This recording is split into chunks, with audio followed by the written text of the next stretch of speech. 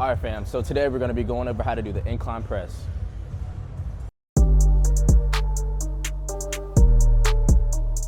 All right, and this is the incline press.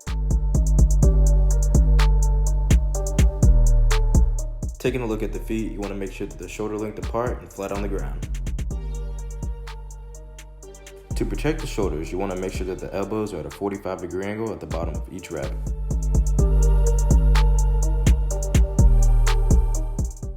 To fully engage the pecs, you want to make sure that the hands are at a 45-degree angle and hovering above the upper chest. And the primary target of this exercise, the upper chest.